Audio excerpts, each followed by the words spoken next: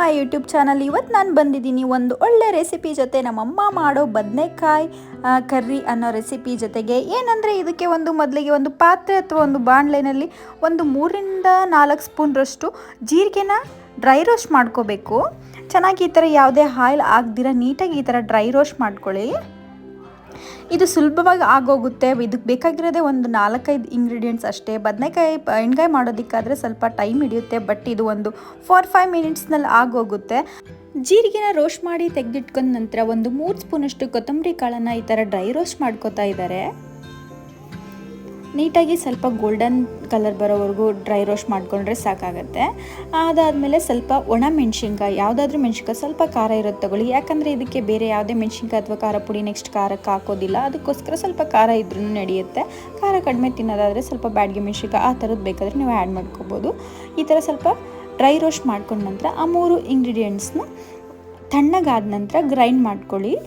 ಪೂರ್ತಿ ನುಣ್ಣಗೆ ಪೌಡ್ರ್ ಮಾಡ್ಕೊಂಬಿಡಿ. ಈ ಥರ ಒಂದು ಸಣ್ಣ ಮಸಾಲ ಜಾರ್ ಬರುತ್ತಲ್ಲ, ಅದರಲ್ಲಿ ಪೌಡರ್ ಮಾಡ್ಕೊಂಡಿಟ್ಕೊಳ್ಳಿ. ಡ್ರೈ ಪೌಡರು,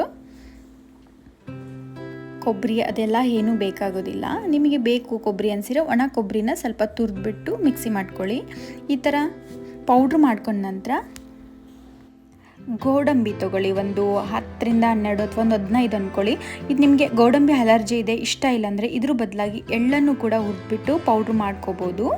ಇಷ್ಟನ್ನು ಸೈಡಲ್ಲಿ ಇಟ್ಕೊಳ್ಳಿ. ನಂತರ ಮುಳ್ಗಾಯಿ ತೊಗೊಂಡ್ಬಿಟ್ಟು ಸ್ವಲ್ಪ ನೀಟಾಗಿ ವಾಶ್ ಮಾಡಿಕೊಂಡು ಅದನ್ನು ಸಣ್ಣಕ್ಕೆ ಹೆಚ್ಚೋದು ಬೇಡ, ಸ್ಲೈಡ್ಸ್ ಟೈಪ್ ಹೆಚ್ಚಿಬಿಡಿ. 2 ಹೋಳು ಮಾಡ್ಕೊಂಡ್ಬಿಟ್ಟು ಸ್ವಲ್ಪ ಸ್ಲೈಡ್ಸ್ ಟೈಪ್ ಹೆಚ್ಕೊಳ್ಳಿ.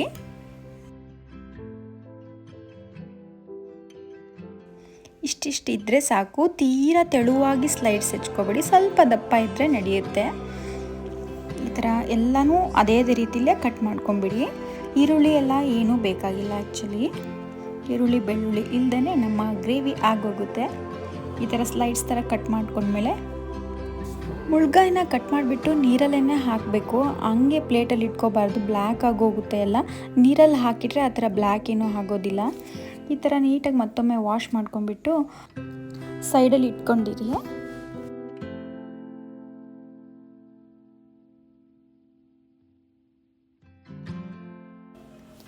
ನಂತರ ಒಂದು ಬಾಣಲೆನಲ್ಲಿ ಸ್ವಲ್ಪ ಎಣ್ಣೆ ಬಿಟ್ಕೊಳ್ಳಿ. ಸ್ವಲ್ಪ ಜಾಸ್ತಿನೇ ಇರಲಿ. ನಾವಿಲ್ಲಿ ಇನ್ನೂ ಜಾಸ್ತಿ ಹಾಕ್ಕೊಂಡಿದ್ವಿ, ಇಷ್ಟು ಹಾಕ್ಕೊಂಡೇನು ಬೇಕಾಗೋದಿಲ್ಲ, ಸ್ವಲ್ಪ ಕಡಿಮೆ ಹಾಕ್ಕೊಂಡ್ರೆ ನಡೆಯುತ್ತೆ.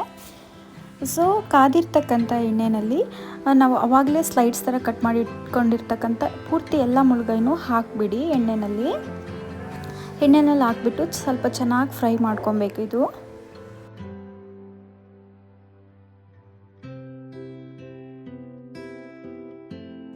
ಇದಕ್ಕೆ ಸ್ವಲ್ಪ ಹುಳಿಗೆ ಹುಣಸೆಹಣ್ಣೆನ ಹಾಕ್ಕೊಂಬಿಡಿ. ಫಸ್ಟೇ ಈ ಥರ ಒಂದು ದೊಡ್ಡ ಗೋಲಿ ಗಾತ್ರದಷ್ಟು ಹುಣಸೆಹಣ್ಣ ನೆನೆ ಹಾಕ್ಕೊಳ್ಳಿ.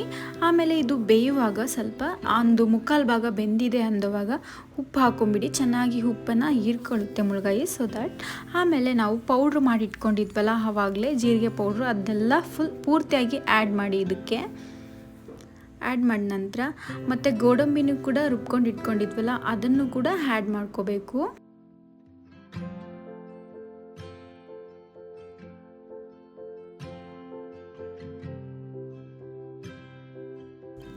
ನಾವು ಮಾಡಿರ್ತಕ್ಕಂಥ ಎಲ್ಲ ಪೌಡ್ರನ್ನು ಹಾಕಿ ಈ ಥರ ನೀಟಾಗಿ ಒಮ್ಮೆ ಗೂರಾಡ್ಕೊಂಬಿಟ್ಟು ಮತ್ತು ಹುಣ್ಸೆಹಣ್ಣು ಹಾಕಿದ್ವಲ್ಲ ಆ ಹುಣ್ಸೆಹಣ್ಣನ್ನು ನೀಟಾಗಿ ಈ ಥರ ಹಿಂಡ್ಕೊಂಬಿಡಿ. ಇದಕ್ಕೆ ಲೆಮನ್ ಅದೆಲ್ಲ ಹಾಕೋದು ಬೇಕಾಗಲ್ಲ, ಚೆನ್ನಾಗಾಗೋದಿಲ್ಲ. ಹುಣ್ಸೆಹಣ್ಣು ಹುಳಿನೇ ಹಾಕಬೇಕು.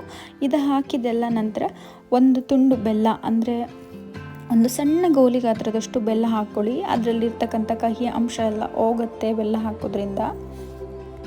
ಬೆಲ್ಲ ಹಾಕೋದ್ರಿಂದ ಬರೀ ಕಹಿ ಅಂಶ ಹೋಗೋದು ಅಷ್ಟೇ ಅಲ್ಲ, ಬೇರೆ ಯಾವುದೇ ಉಪ್ಪು ಅಥವಾ ಖಾರನೂ ಜಾಸ್ತಿ ಹೆಚ್ಚು ಕಡಿಮೆ ಏನಾದರೂ ಆಗಿದ್ದರೆ ಅದೂ ಕೂಡ ಬ್ಯಾಲೆನ್ಸ್ ಮಾಡುತ್ತೆ ಬೆಲ್ಲ ಹಾಕೋದ್ರಿಂದ. ಟೇಸ್ಟ್ ಕೂಡ ಎನ್ಹ್ಯಾನ್ಸ್ ಆಗುತ್ತೆ. ಬೆಲ್ಲ ಹಾಕಬೇಕು ಸ್ವಲ್ಪ. ಈ ಥರ ಎಣ್ಣೆ ಬಿಟ್ಕೊಳ್ಳೋವರೆಗೂ ಅದನ್ನು ಸ್ವಲ್ಪ ಗುರಾಡ್ಕೋತಾ ಇರಿ. ನೋಡಿ ಈ ಥರ ಎಲ್ಲ ಎಣ್ಣೆ ಬಿಟ್ಕೊಂಡು ನೀಟಾಗಿ ಬರಬೇಕು. ಹಾಗಾದರೆ ಅದು ಚೆನ್ನಾಗಿ ಟೇಸ್ಟ್ ಬರುತ್ತೆ. ಸೊ ಈ ಬದನೆಕಾಯಿ ಕರಿ ಈಗ ರೆಡಿಯಾಗಿದೆ. ಇದು ಚಪಾತಿ, ರೊಟ್ಟಿ ಅಥವಾ ರಾಗಿ ರೊಟ್ಟಿ ಅಥವಾ ರೋಟಿ ಆ ಥರ ಎಲ್ಲ ಅದು ಕೂಡ ಯಾವುದ್ರ ಜೊತೆ ಆದರೂ ಕಾಂಬಿನೇಷನ್ ಆಗಿ ತುಂಬ ಚೆನ್ನಾಗಿರುತ್ತೆ. ಬಿಸಿ ಬಿಸಿ ರೈಸ್ಗೂ ಕೂಡ ತುಂಬ ಚೆನ್ನಾಗಿರುತ್ತೆ. ಸೊ ನನ್ನ ಈ ರೆಸಿಪಿ ನಿಮಗೆ ಇಷ್ಟ ಆಗಿದ್ರೆ ಸಬ್ಸ್ಕ್ರೈಬ್ ಮಾಡ್ಕೊಳ್ಳಿ, ಲೈಕ್ ಮಾಡ್ಕೊಳ್ಳಿ, ಶೇರ್ ಮಾಡಿ. ವಿಡಿಯೋ ನೋಡಿದ್ದಕ್ಕಾಗಿ ಥ್ಯಾಂಕ್ ಯು.